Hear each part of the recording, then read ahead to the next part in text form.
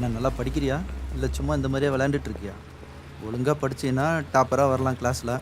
ஆம், எனக்கு ஒரு வீடியோ கான்ஃபரன்ஸ் இருக்கு. அப்போ நிதின் எங்கள் கூட வரட்டுமே, அப்புறமா கொண்டு வந்து விடுறேன். ம்.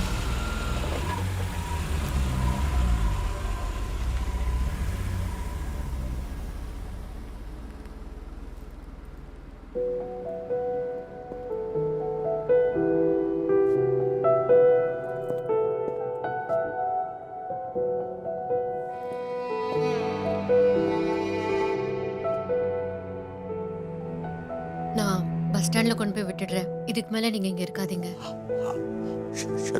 ஆனால் இந்த போலீஸ் விஷயம் யாருக்கும் தெரியாது. அதுக்கு முன்னாடி தப்பிச்சு போயிடுங்க மாமா.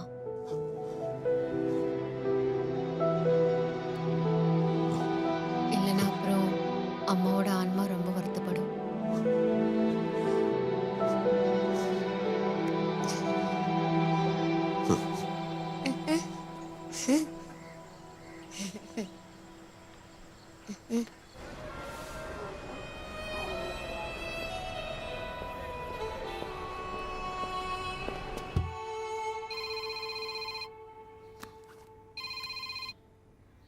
ஹலோ இல்லை வேண்டாம். வேண்டான்னு சொன்னா எப்படி போவீங்க? தேவைப்படும். ஷூர், அப்டேட் பண்ணுறேன்.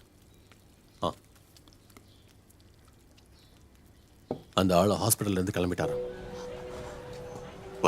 நர்ஸ் ட்ரிப் மாற்ற போகும்போது அவர் அங்கே இல்லையா? ஆட போட்டும் விடுப்பா. இந்த வயசான காலத்தில் போலீஸு பட்டாளம்லாம் எதுக்கு? இல்லைன்னா மட்டும் இதெல்லாம் நிரூபிக்க முடியுமா என்ன? டேய், அந்த ஆளை இப்படியெல்லாம் செய்ய வச்சவன் இப்போ எவ்வளோ பெரிய லெவலில் இருப்பான்னு யோசிச்சுப்பார். தேவைப்பட்ட அவனுங்க அவரையும் போட்டு தள்ளிடுவானுங்க, உன்னையும் போட்டுருவானுங்க, என் கதையும் முடிச்சிருவானுங்க. வந்துட்டானுங்க.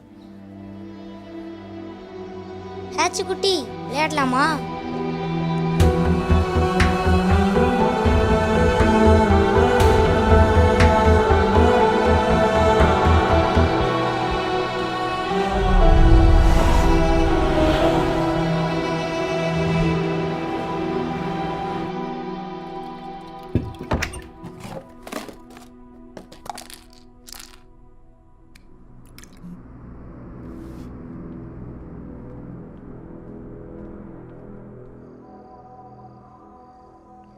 ஹச்சு டேக் இட். இந்தா.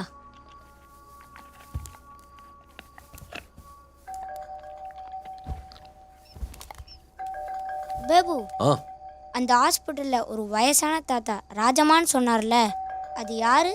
உனக்கு ரொம்ப நெருக்கமானவங்க தான்ப்பா.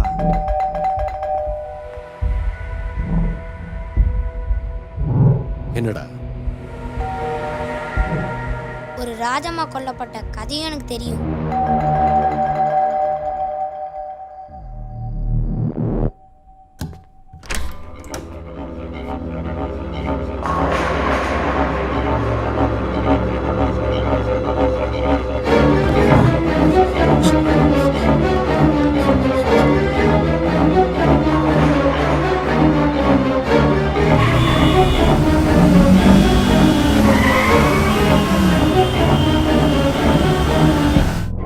ஆளுங்களை போட்டு தள்ளி அரசியல் நடத்துறது தனக்கு பிடிக்கலன்னு ராஜம்மா அடிக்கடி சொல்லியிருக்க.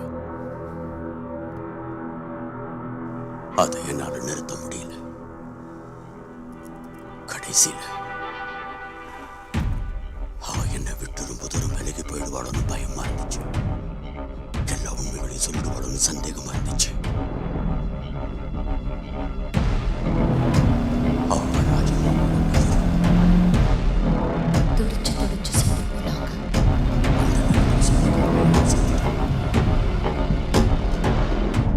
இறுதி சடங்குக்கு வந்த சொந்தக்காரங்கெல்லாம் போயிட்டாங்க. ராஜம்மா சோர்ந்து அழுது ரூம்ல தனியா இருந்ததை பார்த்தப்போ என் மனசு சுக்குநூறா உடைஞ்சு போச்சு. வழக்கமா ராஜம்மா கிட்ட சொல்ற மாதிரி உன் காலடியில் உட்காந்துக்கிட்டு அழுதுகிட்டே சில விஷயங்களை சொன்னேன். அதுதான் நான் பண்ண பெரிய தப்பு. என் கையில நான் யாரையுமே கொன்னதில்லை. எங்க அம்மாவை நீங்க கொன்னது மறக்காம இருக்குதான் என் மனசுல நீங்க சொன்ன மத்த கதைகள்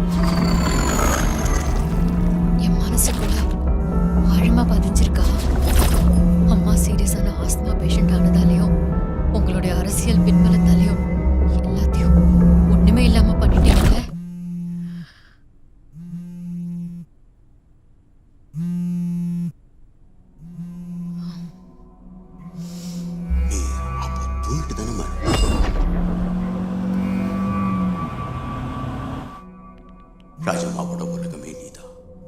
அவ போய் சேர்ந்துட்டாலும் உன்னை நான் மறக்கவே இல்லைம்மா. உன் பிள்ளைக்கும் இந்த கதையெல்லாம் தெரியும்னு அந்த டாக்டர் பொண்ணு சொல்லிக்கிட்டு இருந்தா.